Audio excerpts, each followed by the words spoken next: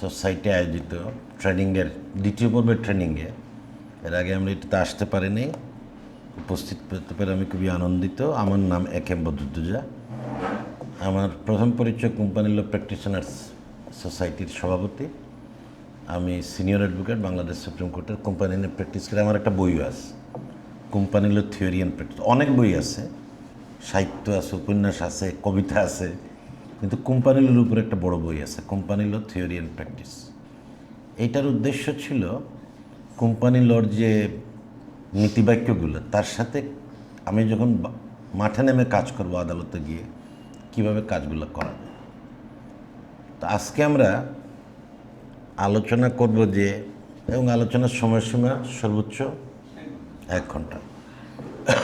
Press ক্লাবে লোকজন বসে আছে প্রোগ্রামে, যাই হোক এখানে 1 ঘন্টা দিব। আমাদের আলোচনার বিষয় হচ্ছে যে কোম্পানি ম্যাটার। আর গলার একটু সমস্যা আছে, পারলে একটু কফি বা চার ব্যবস্থা করি।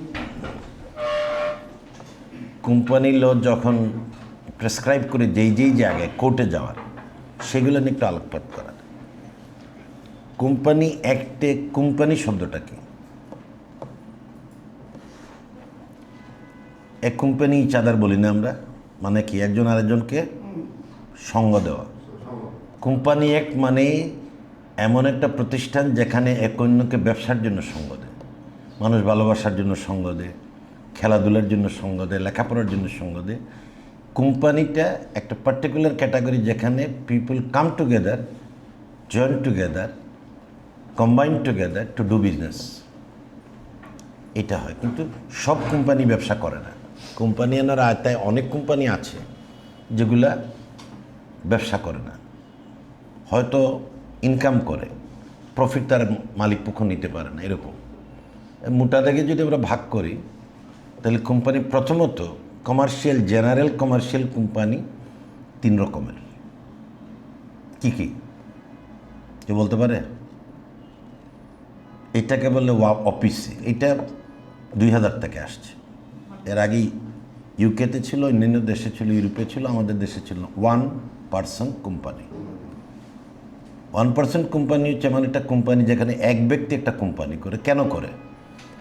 এই প্রশ্নের উত্তর দিয়ে দিয়ে গেলে কোম্পানির চর্চা করতে সুবিধা হয়। আমি অগ্রণী ব্যাংকের আইন পরামর্শক দীর্ঘদিন যাব। আমাদের অভিজ্ঞতা আমরা দেখি যে প্রপার্টারশিপ ফার্মকে ঋণ দিলে চার্জ ক্রেডিট করা যায় না। প্রপার্টিশিপ ফার্ম করলে তার বিরুদ্ধে মামলা করা যায় না, করতে মালিকের বিরুদ্ধে। যেমন কায়েস, প্রপার্টার, সোনালী এন্টারপ্রাইজ। আসল যে প্রতিষ্ঠানটা টাকা নেয়, লেনদেন করে, তার বিরুদ্ধে মামলাই করা যায় না। তো ফলে আমরা মনে করি যে প্রপার্টারশিপ ফার্ম যখনই ব্যাংকে ঋণ নিতে আসবে, বড় কোনো কাজে আসবে, যদি সে অন্য ধরনের কোম্পানি নাও করতে পারে, অ্যাটলিস্ট 1 পার্সেন্ট কোম্পানিও যদি করে, অন্তত জনস্টকে চার্জ ক্রেডিট করা যাবে, তার বিরুদ্ধে মামলা করা যাবে, এমনকি সে বিপদে পড়লে মামলা করতে পারে। 1 পার্সেন্ট কোম্পানি করার সময় যিনি কোম্পানির একমাত্র পরিচালক, তাকে একটা নমিনি ফর্ম দাখিল করতে হয় ওই জনস্টকে। উনি মারা গেলে ওনার অবর্তমানে কেউ ওনার স্থলে অভিষিক্ত হবে। আমরা ব্যাঙ্ক অ্যাকাউন্টে করি না, যেহেতু এক ব্যক্তি, কাউকে দিয়ে না গেলে কোম্পানি শেষ। তাছাড়া আছে public limited company, private limited company. প্রাইভেটে সর্বনিম্ন কয়জন? 2 জন, আর সর্বোচ্চ 50 জন। আর পাবলিকে 7 জন। সর্বনিম্ন ডাইরেক্টর কয়জন?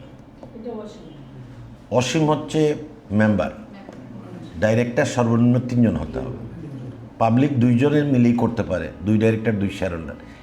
প্রাইভেট কিন্তু পাবলিকে গেলে মিনিমাম 3 জন ডাইরেক্টর, মিনিমাম 7 জন শেয়ার হোল্ডার হইতে হবে। কিন্তু ইনফিনিটি মানে সর্বোচ্চ সংখ্যা ইনফিনিটি, যত খুশি তত নিতে পারে। এই 3 প্রকারের, এর বাইরে কোম্পানি আছে এবং কোম্পানি আইনের মধ্যেই আছে। কি সেগুলা?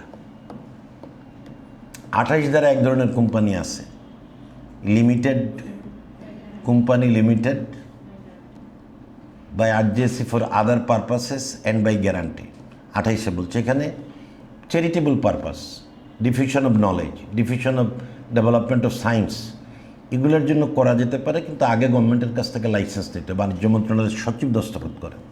লাইসেন্স নেওয়ার পরে আরজিএসিতে এসে জনস্টকে সে রেজিস্ট্রি করতে হয়। আরেকটা আছে section 29, companies limited by guarantee. শেয়ারের তো তিনটা পয়লাই বলছি, শেয়ার তো আমি প্রথম তিনটাই বলে ফেলছি। দ্বিতীয়টা বলছি যে চ্যারিটেবল অর্গানাইজেশন, সে পয়লা বাণিজ্য মন্ত্রণালয়ের লাইসেন্স দিবে, জয়েন্ট স্টকে সে রেজিস্ট্রি করবে।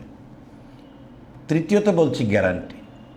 গ্যারান্টি মিনস এখানে কমপক্ষে 7 জন হতে হবে, লাইক এ পাবলিক কোম্পানি 7 জন হতে হবে, এবং তারা একটা গ্যারান্টি দিবেন যে কোম্পানি যদি উইন্ডিং আপ হয় তাহলে কি হবে, দায় হবে, থাকতেই পারে, সেই দায় তারা দিবেন, নাহলে কোম্পানি করে তো বিপদ। লিমিটেড বাই গ্যারান্টিতে অনেক বড় বড় প্রতিষ্ঠান বাংলাদেশে, তো বাংলাদেশের সমস্ত ঐতিহ্যবাহী club, Dhaka club, Gulshan club, Banani club, Sylhet station club, Narayanganj rifle club, Chittagong club, সবই লিমিটেড বাই গ্যারান্টি। এর মেম্বাররা কোনো প্রফিট পায় না, প্রিভিলেজ পায়। প্রিভিলেজ মানে প্রিভিলেজটা কি? বিয়ের অনুষ্ঠান করবে তার ছেলের, মেয়ের, নাতিপুতির কিংবা কোনো আত্মীয়ের কিংবা পরিচিত লোকের, সে যখনই ইন্ডেন্টটা দিবে, রিকুইজিশন দিবে, এটা বিরল কমে আসবে 60% বা 50%। এটাকে বলে প্রিভিলেজ, কিন্তু প্রফিট দিতে পারবে না। বিশেষ সুবিধা মেম্বার হিসাবে যে সুবিধা, প্রিভিলেজ অফ মেম্বার, যেগুলো প্রিভিলেজ মেম্বার, ক্লাব ইউজার যেটা, সে ক্লাবে যেতে পারবে, বসতে পারবে, বারে যেতে পারবে, অন্যান্য যেগুলো আছে। এই কতগুলো কোম্পানির কথা এখানে আছে। আরেকটা কোম্পানি হচ্ছে যে ফরেন কোম্পানি, এটা 394 বা তার পরের দিকে আছে, যে বিদেশি কোনো কোম্পানি যদি বাংলাদেশে মনে করে আরেকটা রেজিস্ট্রেশন এখানেও নিতে পারে, তাকে বিডা এবং বাংলাদেশ ব্যাংকের এনওসি নিতে হয়। বিডায় বলতে হয় যে আমি এই বিনিয়োগের জন্য এখানে আসছি, এই কাজ করব, এবং বাংলাদেশ ব্যাংকে করতে এই জন্য যে একটা ফুল ফরেন কোম্পানি করলে ফরেন কারেন্সি ইনওয়ার্ড আউটওয়ার্ড আসবে এবং যাবে, সুতরাং তাকে 18 ধারায় ফরেন এক্সচেঞ্জ রেগুলেশনস অ্যাক্ট 1947-এর 18 ধারায় বাংলাদেশ ব্যাংকের রেজিস্ট্রি দরকার হয়, এবং সেই জন্য একটা অনাপত্তি আগে লাগে যদি ফরেন কোম্পানি হয়। আরও কোম্পানির কম্পেয়ার আছে। নর্মাল যদি আমি যাই প্রাইভেট পাবলিক কোম্পানিতে, এটা জয়েন্ট ভেঞ্চার হতে পারে, এটাতে বিদেশি থাকতে পারে। আর এখন বাংলাদেশের যে কোনো ধরনের কোম্পানি 100% বিদেশিরা করতে পারে। এটা ফরেন কোম্পানি না, local company by the foreigners, incorporated in Bangladesh by the foreigners. আর আমি যেটা ফরেন কোম্পানি বলছি, incorporated in USA, second time registered in Bangladesh. আর আমাদের কোম্পানি নিয়ে যে কোনো বিদেশিরা একক কোম্পানি করতে পারে, প্রাইভেট করতে পারে, পাবলিক করতে পারে। সেক্ষেত্রে কি প্রয়োজন হয় কেউ জানে? জয়েন্ট ভেঞ্চার এগ্রিমেন্ট প্রয়োজন। এটাকে জেভিএ হিসেবে পরিচিত, between the local and foreign parts. বিদেশি দেশি পক্ষের মধ্যে জয়েন্ট ভেঞ্চার এগ্রিমেন্ট করতে হবে, এবং যেই টাকাটা শেয়ার মানির, সেইটা যে আসছে তার প্রমাণ, রিমিটেন্স সার্টিফিকেট আরজেসিতে জমা দিতে হবে। এই দুইটা বাড়তি কাগজ দিতে হবে, একটা হচ্ছে জয়েন্ট ভেঞ্চার এগ্রিমেন্ট, আর একটা হচ্ছে remittance certificate, that the share money of the foreigners, বিদেশিদের শেয়ার মানিটা ব্যাংকিং চ্যানেলে বিদেশ থেকে বাংলাদেশে আসছে। এই হচ্ছে কোম্পানির এই নানান রকমের রূপান্তর। কিন্তু আমরা আরও অনেক ব্যাখ্যায় যেতে পারি কোম্পানির ধরন নিয়ে, প্রকরণ নিয়ে। আপাতত আজকে এগুলো খুব একটা প্রয়োজন নেই। কোম্পানি যখনই হয় তার একটা আর্টিকেল মেমোরেন্ডাম দরকার হয়। মেমোরেন্ডামের আর্টিকেল, মেমোরেন্ডামে কি বলে, তার নাম বলে, উদ্দেশ্য বলে, ঠিকানা বলে, লিমিটেড লাইবিলিটির কথা বলে। এর মধ্যে 5টা ক্লোজ থাকে মেমোরেন্ডামে। 1-এ থাকে নাম, 2-এর ঠিকানা, 3-এর উদ্দেশ্য, তারপরে authorised paid up capital, authorised capital বলা থাকে যে কত টাকার শেয়ার, কতটা শেয়ারে বিভক্ত, তার প্রত্যেকটার মূল্য কত, এবং আরেকটা কথা কমনলি থাকে যে লাইবিলিটি মেম্বার্স আর লিমিটেড। এই যে 3 নম্বর, এটার নাম হচ্ছে 1-2, যেখানে অবজেক্ট ক্লজ। 1 থেকে 5-এর মধ্যে কেবলমাত্র 3 যদি পরিবর্তন করতে হয়, 3 যদি পরিবর্তন করতে হয়, তাহলে কোথায় যেতে হয়? হাইকোর্টে যেতে হবে। তার আগে কি করতে হবে? 3 পরিবর্তন করতে হলে তার আগে কি করতে হবে? তার আগে বোর্ডে হবে না, বোর্ড করলে করতে পারে, এটা এডিশনাল। মূল জিনিস হচ্ছে, এটা তো আমি আমার গঠনতন্ত্র, আমার সংবিধান বদলাচ্ছি। এটা কি মন্ত্রিসভা পারে? ইজিএম হবে, ইজিএম হবে। মন্ত্রিসভা হচ্ছে নির্বাহী দায়িত্ব, নির্বাহী সিদ্ধান্ত। আমি যখন আইন পাশ করবো, সংসদে যেতে হবে। এখানে সংসদ মানে জেনারেল মিটিং, ইজিএম অথবা এজিএম। এজিএম একটা স্ট্যাটিউটারি মিটিং, বছরে একবারও তার নির্দিষ্ট এজেন্ডা থাকে। আর্টিকেল কারেকশনের জন্য এটা সাধারণ কোনো হতে পারে স্পেশাল সার্কামস্টেন্সেসে, কিন্তু জেনারেলি ইজিএম করতো। ইজিএমে আর অনেক জিনিস করা যায়, রিডাকশন অফ ক্যাপিটাল করা যায়, উইন্ডিং আপের ডিসিশন নেওয়া যায়, যায় না? ইজিএমের মধ্য দিয়ে 106 দ্বারা পরিচালককে অপসারণ করার সিদ্ধান্ত গ্রহণ করা যায়, অথরাইজড ক্যাপিটাল বাড়ানো যায়, কমানো যায়, এই অনেক জিনিস করা যায়। আমাদের নাম পরিবর্তন করা যায়, কোম্পানির নাম পরিবর্তন করা যেতে পারে। শুধুমাত্র অবজেক্ট ক্লজ 3 জন্য আমাদেরকে হাইকোর্ট ডিভিশনের কনফার্মেশন দরকার। আমরা ইজিএম করি, স্পেশাল রেজুলেশনটা জমা দিই। স্পেশাল রেজুলেশনে তার কী জমা দিতে হয়, কোন ফর্মটা জমা দিতে হয়? সিদ্ধান্ত তো আমি দিবই, তার সাথে একটা ফর্ম আছে, ফর্ম 8, রোমান 8। এটা যখন আমি জয়েন্ট স্টকে স্পেশাল রেজুলেশন জমা দিব, ফর্ম 8টাও জমা দিতে হবে। ফর্ম জমা দিলে রিসিপ্টটা নিয়ে আমি কোর্টে গিয়ে মামলা করব। কোন ধারায় করব? সেকশন 12-13 ধারায় মামলা করে বলবো যে আমার এই তারিখের ইজিএমে এই চেঞ্জ হয়েছে, এটা আমি কনফার্মেশন চাই। কোর্ট তখন কনফার্ম করবে, কিন্তু তাতে ইজিএম এই মামলা হোক আর যেই মামলা হোক, সংক্ষেপে কোম্পানির শেয়ারের অবস্থা, পরিচালকদের অবস্থা, এটা বলতে হবে।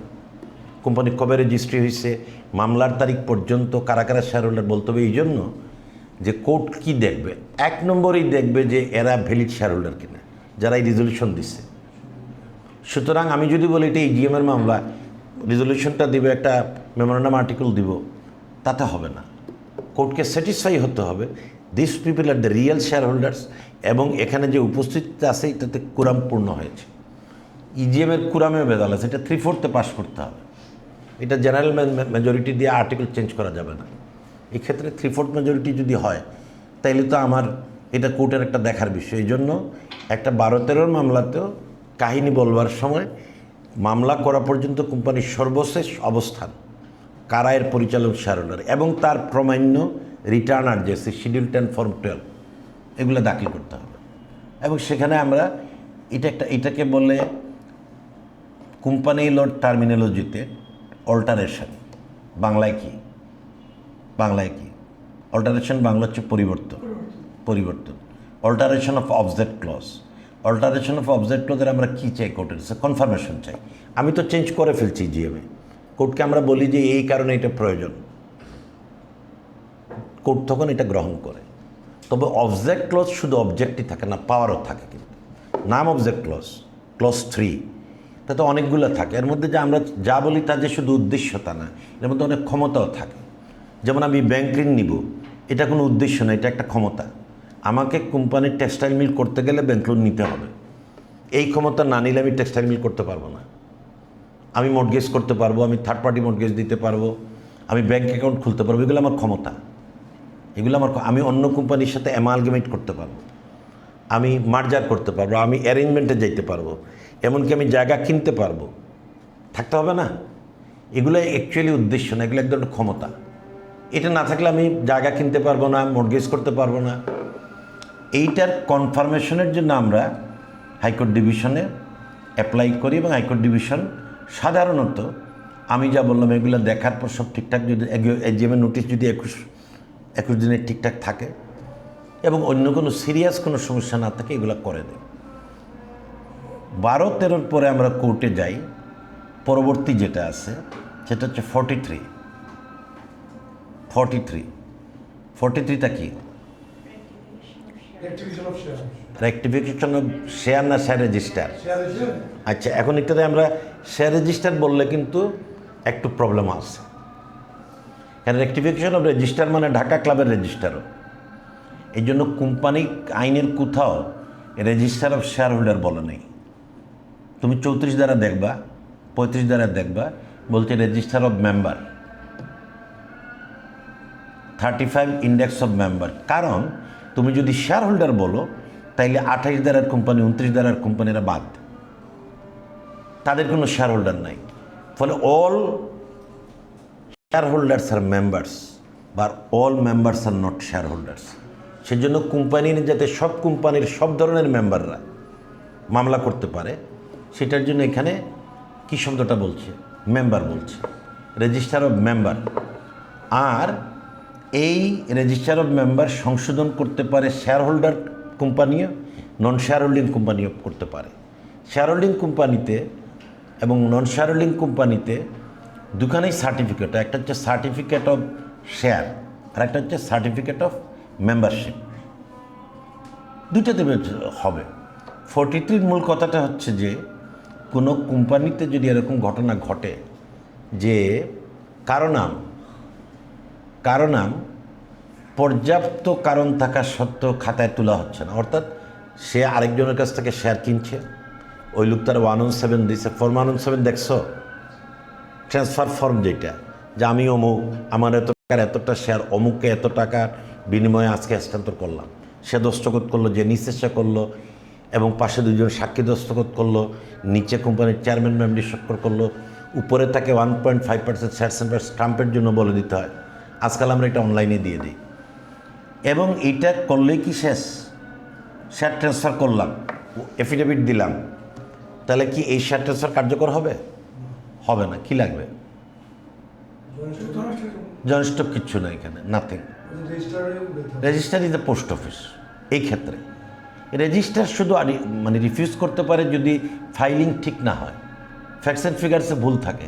রেজিস্টারের কোনো অ্যাডজুডিকেশনের ক্ষমতা নেই, এবং এই বেশিরভাগ লোকই বলে জয়েন্ট স্টকে পাস করে না, রেকর্ড করে না। পাস ফেল করানোর কোনো অফিস জয়েন্ট স্টক না। আমাদের সাব রেজিস্ট্রি অফিস কি পাস ফেল করায়? আমার জমি আমি বিক্রি করতে যাই, ওখানে এটা রেজিস্ট্রি করে, শুধু একটু জিজ্ঞাসা করে আপনি টাকা পাইছেন কিনা। বেশিরভাগ সাব রেজিস্ট্রার জিজ্ঞেস করে আপনি টাকা পাইছেন কিনা, বিক্রেতাকে টাকা পাইয়া দিচ্ছেন না পাইয়া দিচ্ছেন, আর অন্য প্রশ্নও তো করে না। জয়েন্ট স্টক তো সেম।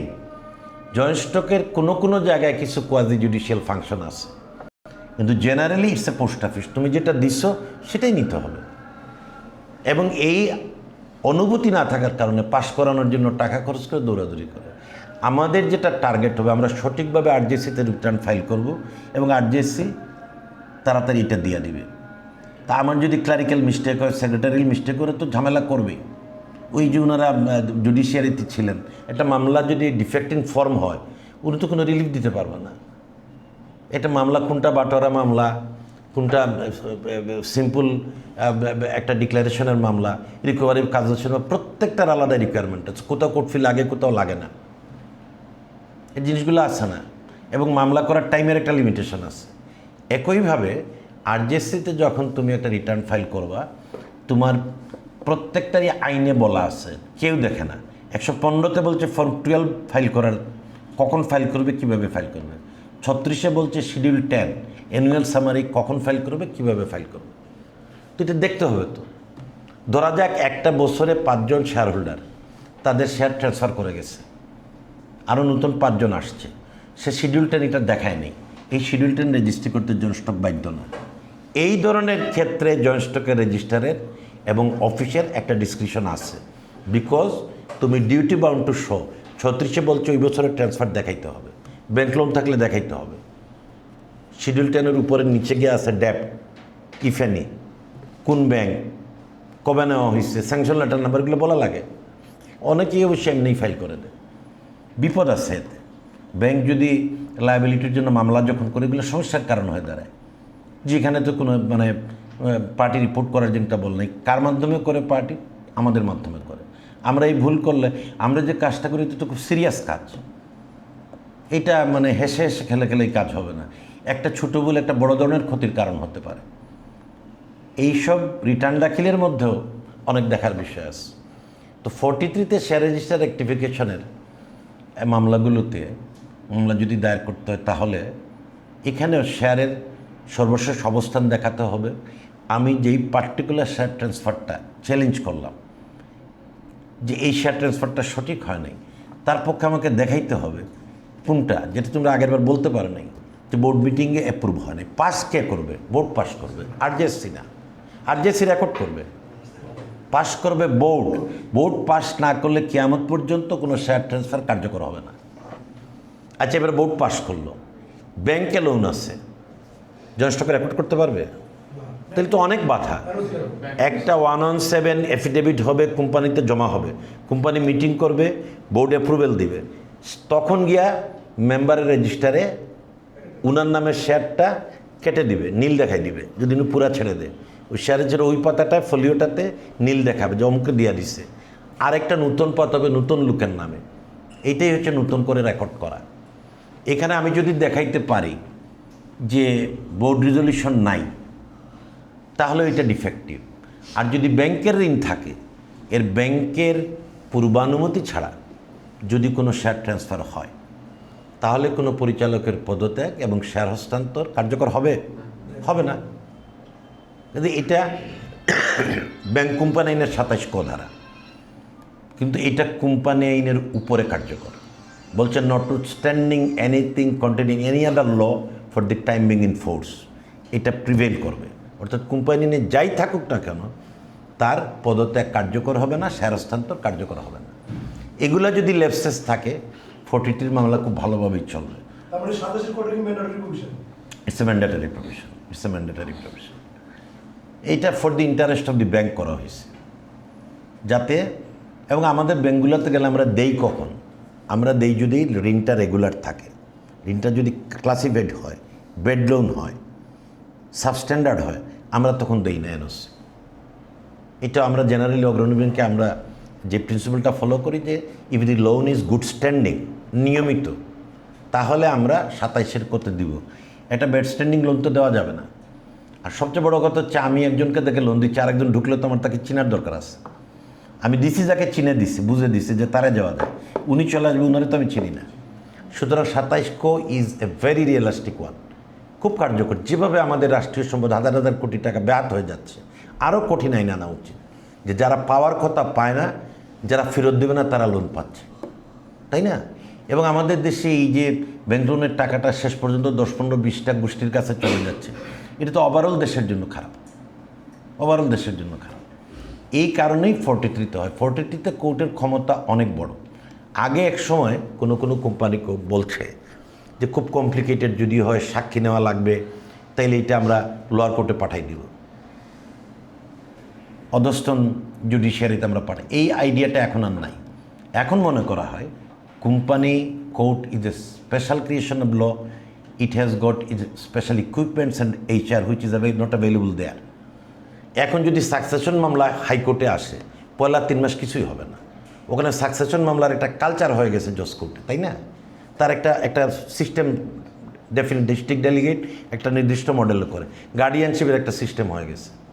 ওইসব মামলায় হাইকোর্টে আনলে যা যা অসুবিধা হবে, কোম্পানিটা নিচের দিকে গেলে সেরকম অসুবিধা হবে, কারণ এটি দীর্ঘদিনের কালচার।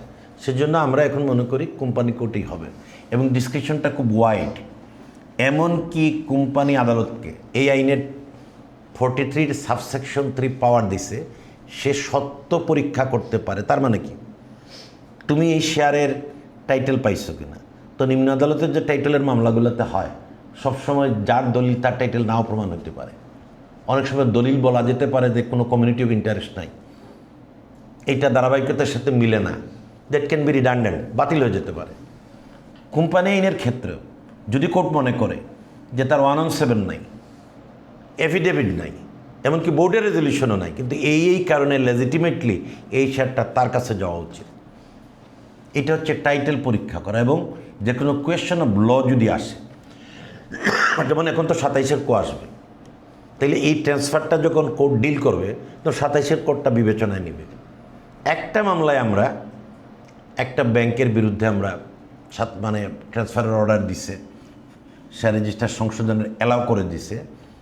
এই ব্যাংক যখন আমি ঢুকি তখন এনওসি দেয় নাই, ফলে আমি ওই কোম্পানিকে বসতে পারিনি। আমি যখন বেরোতে চাইছি বলে তোমার আমি চিনি না, মামলা যখন করছি বলে উনি একটা গ্যারান্টি দিছিলেন। তাহলে যেই ব্যক্তির নামে এনওসি নেই, সে কেন গ্যারান্টি দিবে? তুমি এটা বানাইছো কোনো না কোনোভাবে। এই মামলাতে বলছে যে না, এটা 27-এর কোইটাকে অ্যাট্রাক্ট করবে না, কারণ উনি এন্ট্রি পয়েন্টে তো এনওসি পেয়ে ঢুকে নেই। দ্বিতীয়ত, উনি যে দুইজনের কিনছে তারা এখনও রয়ে গেছে, তারা বার হলেই উনি আসার রাস্তা তৈরি হবে। সুতরাং 27 ক থাকলেও রেয়ার কেস ফাইট করলে এগুলো জেতার সুযোগ আছে, জেতার সুযোগ আছে। এবং বোর্ডের অবাধ ক্ষমতা আছে।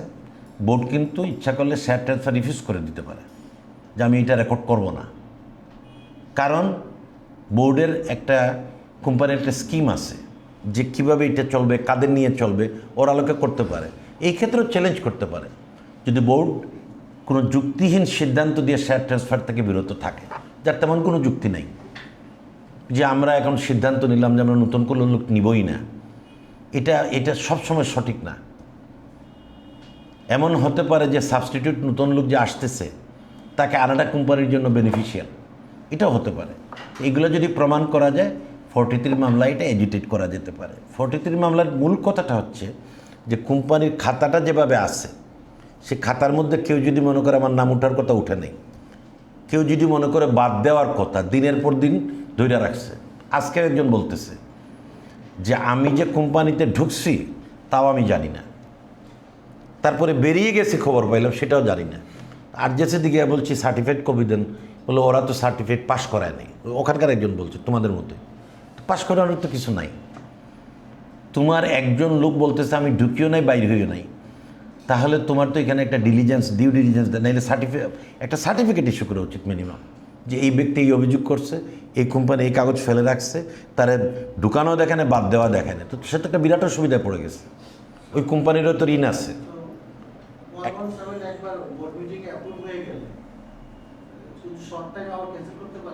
না, ক্যান্সেল করে কোনো রাস্তা, এটা রেয়ার 2-4টা ক্ষেত্রে করে, কোনো ক্যান্সেলটা কেন করা যাবে না?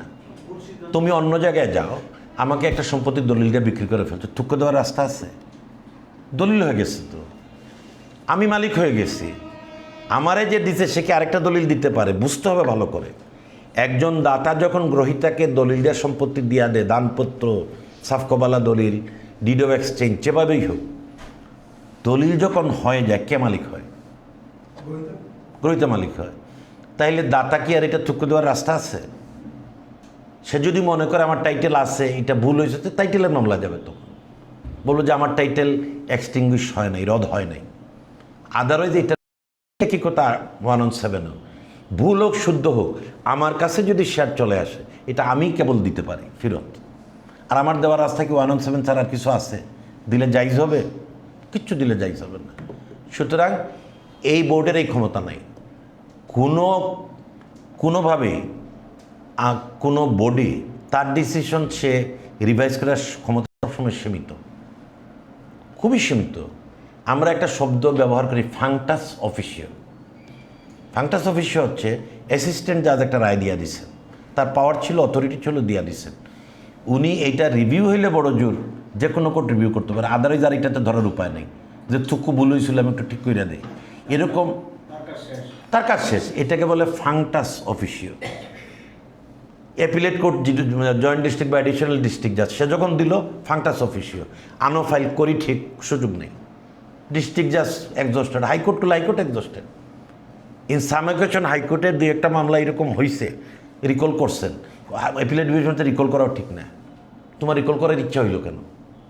একটা অর্ডার দিয়ে হয় you are recalling, you can recall only interim order, অন্তর্বর্তীকালীন অর্ডার। একটা মামলা ও যায় নাই, ওর মামলাটা ডিসমিস করে দিছে, এটা তো মুখে মুখে রিকল করে দিতে পারে, কিন্তু একটা অনমেরিট জাজমেন্ট দিয়া রিকল করা এইটা তো চলবে না।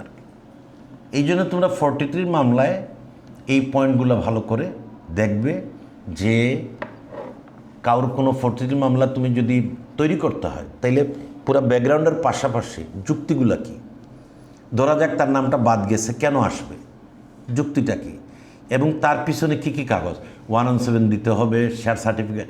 আরেকটা খুব ইম্পর্টেন্ট জিনিস তোমরা মিস করো, আমরা যখন একটা জমি বিক্রি করি কি হয়, সাব রেজিস্ট্রি অফিসে কিন্তু আমরা গিয়া দলিল করি, পরে আমরা নামজারি করি, জয়েন্ট স্টকটা আসলে নামজারি হয়।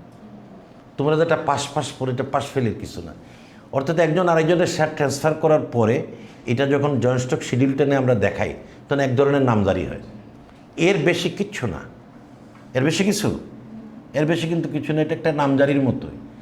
তাইলে দলিলের মধ্য দিয়ে যা হস্তান্তরিত হয়, আমি দোকানে গেলাম, তেল কিনলাম, টাকা দিলাম, তেল পাইয়া গেলাম, শেয়ার কি এরকম হাত দিয়ে ধরা যায়, পকেটে ভরা যায়, মুখে রাখা যায়?